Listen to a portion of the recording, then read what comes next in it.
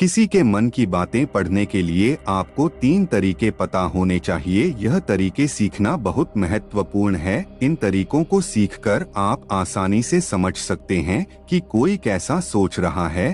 तो आइए मैं आपको गौतम बुद्ध की एक कहानी सुनाता हूँ जो आपको दूसरों के मन को पढ़ने के तरीके सिखाएगी। बहुत समय पहले की बात है। एक छोटे से गांव में 2 भाई थे। बड़े भाई अंधा था, इसलिए वह हमेशा घर पर ही रहता था और छोटे भाई खेती कर था। हालांकि खेतों में बहुत सारे जानवर थे और उनके कारण पूरी कृषि बर्बाद हो रही थी। इससे छोटे भाई को बहुत परेशानी हो रही थी। फिर एक दिन उसे ख्याल आया कि वह अपने अंधे बड़े भाई की मदद क्यों नहीं लेता ताकि वह खेतों से जानवरों को भगा सके, क्योंकि उसका बड़ा भाई अंधा था। मन की बातों को पढ़ने की कला, वह खेत में बैठकर जानवरों की आवाज सुनते ही उन्हें डरा सकता था। इस तरीके से हमारी कृषि बच सकती थी। इस सब कुछ सोचने के बाद उसने अपने खेत में एक छोटा सा झोपड़ा बनाया और अपने अंधे भाई को उसमें रखा। उसने उससे कहा, भाई अगर तुम किसी जानवर की आवाज सुनो तो जोर से चिल्लाओ और जानवर यहाँ से भाग जाएंगे। इससे हमारी फसलें बच जाएगी। बड़ा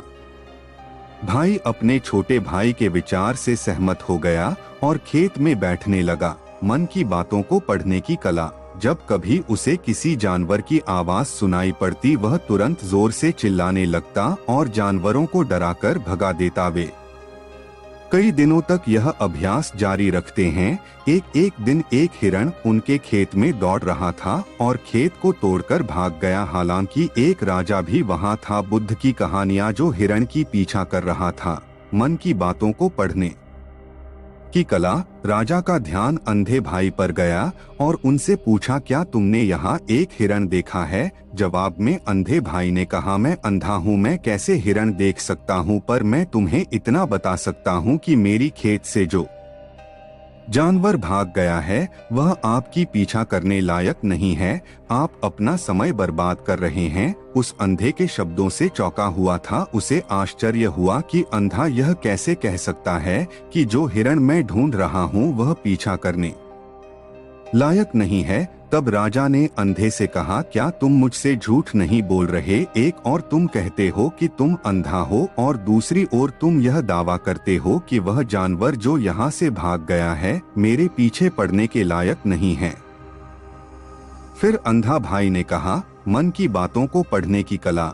ओ राजा, वह प्राणी जिसे तुम हिरण समझ रहे हो वह वास्तव में हिरण नहीं है। वह एक मादा हिरण है और मेरे ज्ञान के अनुसार वह गर्भवती है। मैंने कभी सुना नहीं है कि कोई राजा एक गर्भवती मादा हिरण की शिकार करता है। इसलिए मैं तुम्हें यह कह रहा हूँ कि वह तुम्हारे पीछे पड़ने के लायक नहीं है। तुम्हें उसकी पीछा करने में अपना समय बर्बाद नहीं करना चाहिए। यह सुनकर राजा और भी हैरान हुआ। मन की बातों को पढ़ने की कला, उसे समझ में नहीं आया कि अंधा यह कैसे जान सकता है कि वह गर्भवती मादा हिरण है। उसने सोचा कि कैसे एक अंधा यह जान सकता है मैं जिस हिरण की शिकार कर रहा हूँ वह क्या गर्भवती है या नहीं। इस अद्भुत अंधे का इतना आत्मविश्वास के साथ कैसे कह सकता है? इसलिए मुझे इसे जांच करना होगा। इसलिए राजा ने सत्यता जानने का निश्चय किया और अपने कमांडर से कहा, कमांडर मुझे चाहिए कि वह प्राणी जिंदा रहे, क्योंकि मुझे जांच करना है मन की बातों को पढ़ने की कला कि यह वाकई एक गर्भवती मादा हिरण है। यह अंधा आदमी इतनी आत्मविश्वास के साथ कह रहा है और मुझे यह सुनिश्चित करना है। जाओ और जांच की क्या वह एक गर्भवती मादा हिरण है। राजा के आदेश पर कमांडरों ने हिरण को पकड़ने के लिए चला गया। कुछ समय बाद जब वह लौटे तो राजा से कहा, मन की बातों को पढ़ने की कला। राजा, यह अंधा आदमी पूरी तरह से सही कह रहा है। वह वाकई एक गर्भवती मादा हिरण है। इस सुनकर राजा हैरान हो गया। उसे समझ में नहीं आया कि यह अंधा आदमी कैसे जान सकता है कि वह गर्भवती मादा हिरण है। राजा के मन में कई सवाल उठे। आखिरकार राजा ने इस पर पूरी तरह से समझौता करने का निश्चय किया और अंधे से कहा, सुनो, मुझे यह नहीं पता कि तुम सचमुच अंधे हो या नहीं, लेकिन मैं तुमसे एक सवाल पूछने आया हूँ। मन की बातों को पढ़ने की कला, अंधे की परीक्षा क्या तुम मेरे सवाल का सही जवाब दोगे। जवाब में अंधे ने कहा, राजा आप मुझसे जो भी पूछना चाहेंगे मैं आपको सच्चाई से जवाब दूंगा। राजा ने कहा, देखो एक और तुम कहते हो कि तुम अंधे हो और दूसरी तरफ तुमने मुझे कहा कि मैं जिस जानवर की मैं पीछा कर रहा था तुम कहते हो कि वह गर्भवती मादा हिरण है, और साथ में तुम्हें यह भी पता लगाता है मन की बातों को पढ़ने की कला कि तुम्हारे खेतों में जानवर कब आते हैं और कब जाते हैं। तुमने यह सब कैसे अनुमान लगाया? तब अंधा आदमी ने समझाया, सर जब आप उस मादा हिरण की पीछा कर रहे थे तो उसकी गति और दौड़ते हुए मन की बातों को पढ़ने की कला आवाज से ही मुझे पहले से ही समझ आ गया था कि यह हिरण है। और मेरी खेत की बांध काफी छोटी थी, उसकी ऊंचाई ज्यादा नहीं थी। अगर यह सामान्य हिरण होती तो वह आसानी से उस बांध को पार कर सकती थी, लेकिन वह हिरण ने उस बांध को तोड़कर भाग लिया था, और यदि वह बांध पार करने की कोशिश करती तो उसके संतान को खतरा होता। इसलिए मुझे समझ में आ गया कि वह गर्भवती है। इस व्याख्या को सुनकर राजा अंधे के विशेष ज्ञान और कौशल को देखकर चौंके हुए हैं। मन की बातों को पढ़ने की कला वह समझता है कि यह व्यक्ति अंधा होने के बावजूद अनु की जानकारी और क्षमताओं से संपन्न है। राजा इसका लाभ उठाने का निश्चय करता है और अंधे से एक और सवाल पूछता है। राजा कहते हैं, तुम बुद्धिमान हो और तुम्हारी कई बातों की गहरी समझ लगती है। आंतरिक शांति, मन की बातों को पढ़ने की कला, अपनों पर शक। आज मैंने तुम्हें यहाँ बुलाया है ताकि जान सकूं कि मेरी पत्नी मेरे प्रति विश्वासी है या नहीं। अंधा आदमी जवाब देता है, ओ राजा, ऐसा सवाल कैसा है? आपका विवाह कई सालों से चल रहा है और अब आप ऐसी बातें जानना चाहते हैं। ऐसे सवाल आपके मन में क्यों उत्पन्न हो रहे हैं? हालांकि राजा कहता है, तुम्हें इस सवाल का जवाब दे देना होगा। अगर तुम मुझे उत्तर नहीं दोगे तो मैं तुम्हें मृत्यु दंड से सजा दूंगा। राजा की धमक सुनकर अंधा कहता है, मन की बातों को पढ़ने की कला, बहुत अच्छा, मैं तुम्हें तुम्हारे सवाल का जवाब दूंगा। ओ राजा, अगर तुम इस सवाल का जवाब चाहते हो तो तुम्हें मेरी एक सेवा करनी होगी। राजा पूछता है, मुझे बताओ मुझे क्या करना होगा? व्यक्ति जवाब देता है, उसके लिए तुम्हें अपनी पत्नी को मेरे साथ एक कमरे में अकेले छोड़ देना होगा। यह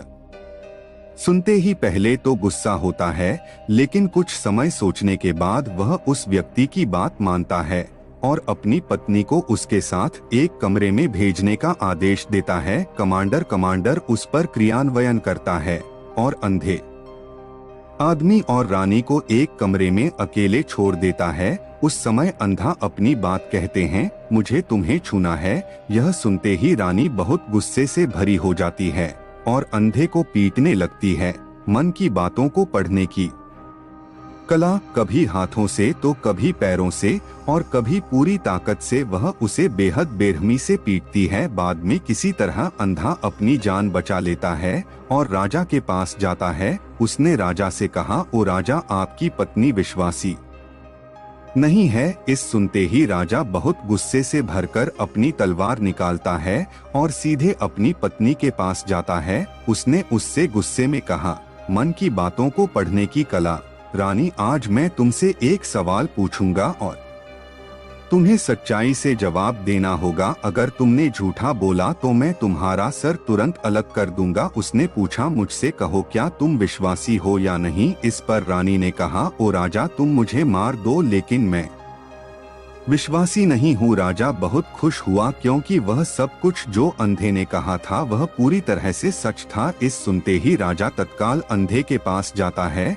और पूछता है, तुमने कैसे जान लिया कि मेरी पत्नी विश्वासी नहीं है? अंधा उत्तर देता है, ओ राजा, यह काफी सरल है। मन की बातों को पढ़ने की कला। मैंने आपकी पत्नी से कहा कि मैं उसे छूना चाहता हूँ और वह इतनी रोष में आ गई कि मुझे मारने लगी। वफादार औरत कैसे किसी अन्य पुरुष को छू सकती है? जब मैंने उससे कहा कि मैं उसे छूना चाहता हूँ वह मुझे इनकार कर सकती थी, लेकिन उसने मुझे मारना शुरू कर दिया और उस प्रक्रिया में उसने मेरे पूरे शरीर को छुआ। अब तुम मुझसे बताओ, इस प्रकार कि औरत विश्वासी कैसे हो सकती है। राजा कहता है, तुम बहुत बुद्धिमान हो, ठीक है तो चलो आगे बढ़ते हैं। उसके बाद वह जोर से कहता है, एक और सवाल का सही जवाब दो और मैं तुम्हें यहाँ से जाने दूंगा। राजा फिर पूछता है, मन की बातों को पढ़ने की कला। मुझे बताओ, क्या मैं सचमुच मेरे पिता का बेटा हूँ या किसी और का। इस पर अंधा आदमी उत्तर देता है, ओ राजा, इससे तुम्हारा क्या लेना देना है। चाहे आपके माता पिता कौन हो, आप इस राज्य के राजा हो तो इस सवाल को छोड़ दो। लेकिन राजा जिद करता है, मन की बातों को पढ़ने की कला। नहीं नहीं, मुझे इस सवाल का सटीक जवाब चाहिए, वरना यह सवाल मुझे हमेशा परेशान करेगा। इसलिए मैं सच्चाई जानना चाहता हूँ। अगर तुम सही जवाब दोगे तो मैं तुम्हें यहाँ से जाने दूंगा। अंधा आदमी उत्तर देता है, ओ राजा, मेरे लिए इस सवाल का उत्तर देने के लिए तुम्हें अपनी माँ के पास जाने की कोई आवश्यकता नहीं है। मैं अभी बता सकता हूँ कि तुम किसके बच्चे हो, लेकिन उससे पहले मैं चाहता हूँ कि तुम मुझसे वादा करो कि तुम मुझसे गुस्सा नहीं करोगे। राजा कहता है, मन की बातों को पढ़ने की कला। हाँ, मैं वादा करता हूँ कि मैं गुस्सा नहीं करूँगा। फिर आदमी जवाब देता है, ओ राजा, मैं तुम्हें बताने की आवश्यकता नहीं है कि तुम सचमुच अपने पिता के बच्चे हो। मैं तुम्हें अब बता दूं कि तुम मेरे स्वामी राजा और परमेश्वर के पुत्र हो। मैं वादा करता हूँ कि मैं आपसे गुस्सा नहीं होऊंगा। फिर अंधा राजा से कहता है, तुम सचमुच अपने पिता के बच्चे हो, लेकिन तुम एक कंजूस व्यापारी की छाया में भी हो। यह सुनते ही राजा बहुत खुश हो जाता है और तत्काल अपनी माँ के पास जा जाता है। मन की बातों को पढ़ने की कला उससे कहता है, माँ कृपया मुझे सच बताओ, क्या मैं सचमुच अपने पिता का बच्चा हूँ या किसी अन्य का। अगर तुम मुझे सच नहीं बताओगी तो मैं यहाँ ही अपनी जान दे दूंगा। मुझे सच बताओ, क्या है। राजा की माँ कहती है, मन की बातों को पढ़ने की कला।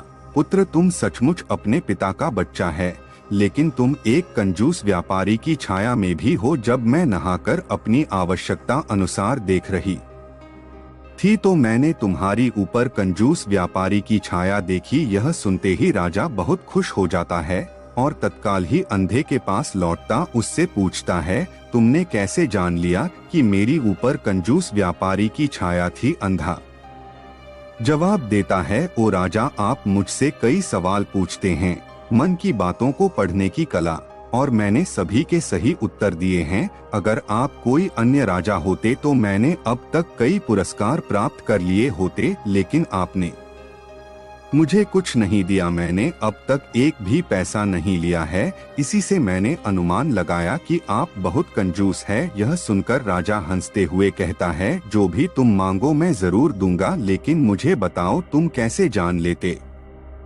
हो क्या सही है और क्या गलत, और तुम इतने सटीक और निष्कलंक उत्तर कैसे दे सकते हो। अंधा आदमी कहता है, ओ राजा, मैं प्राकृतिक रूप से अंधा हूँ। अगर मेरी आंखें होती तो मैं किसी के विचारों को आसानी से समझ सकता।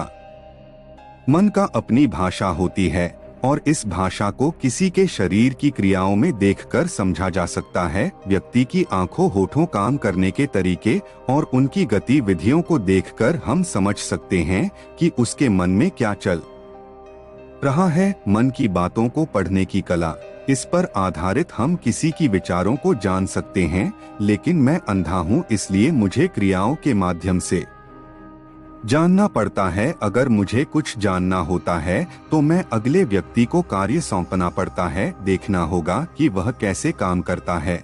मन की बातों को पढ़ने की कला, और उसके आधार पर मैं समझ सकता हूँ कि उसके मन में क्या चल रहा है। इस सुनते हुए राजा पूछता है, क्या इसका मतलब है कि मैं भी किसी के विचारों को जान सकता हूँ। इस पर अंधा आदमी कहता है, बिल्कुल, आप भी किसी के विचारों को समझ सकते हैं। मन की बातों को पढ़ने की कला के 3 तरीके, लेकिन उसके लिए आपको पहले अपनी आत्मा पर काम करना पड़ेगा, और वह काम है अपनी मानसिकता को शांत करना, अपनी मानसिकता को वर्तमान में लाना। इसके लिए आज मैं आपको 3 तरीके बताऊंगा, और यह 3 तरीके बहुत ही सरल और आसान है। मन की बातों को पढ़ने की कला। लेकिन राजा, इससे पहले आपको एक चीज करनी होगी, अपनी मानसिकता को संकेंद्रण, दूसरों के विचारों को समझ सकते हैं।